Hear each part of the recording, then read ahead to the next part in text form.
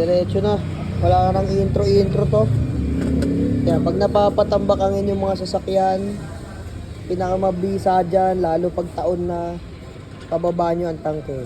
Kita nyo yan, gutay-gutay na yan. Dahil yung kalawang din, ayan, nadudurog po yan. Pupunuin yan yung inyong strainer, ito wala na.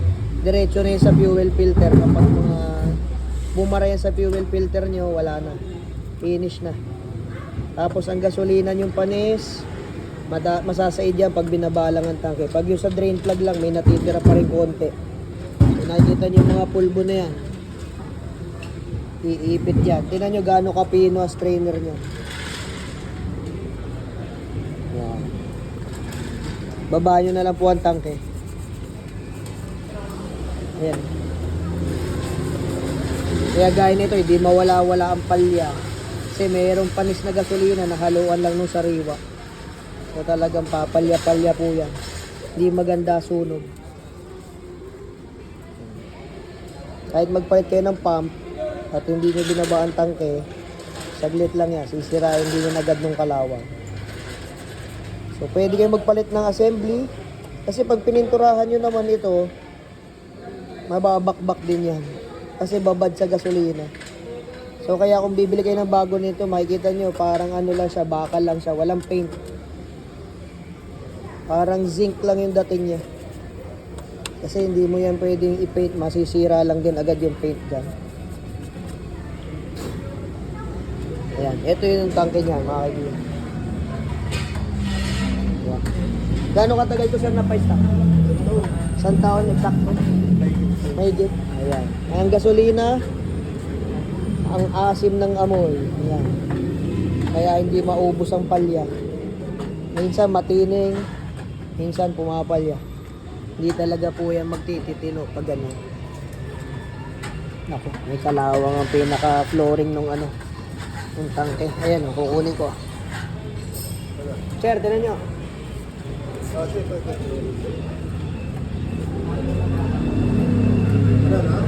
Ayan, yung sahig ng tangke. So, nangyari na sa akin to sa mga lumang kotse ko before. Aandar, tapos titirik.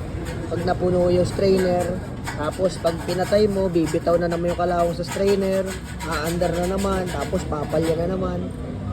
Paulit-ulit mga kaibigan. Ang ginawa ko doon, nagpalit ako ng tangke.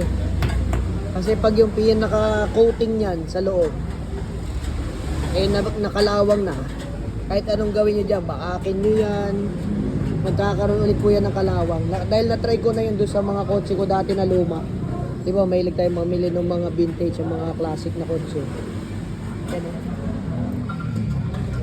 Pag nag-umpisa na yung kalawangin, babalik at babalik po yan. Kaya ang pinakamaganda solusyon dyan, hanap kayo ng sariwang tangke. Ayan. Hindi mo kaya perfectin yan, Paps. Ano rin to, magkakaulit-ulit ka lang dyan ng truck. Malalaan.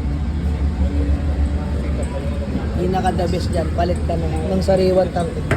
Medyo mahirap lang yun, pero yun talaga ang naging solusyon ko noon doon. Nung nagpalit ako ng tangke, doon lang tumino yung kotse.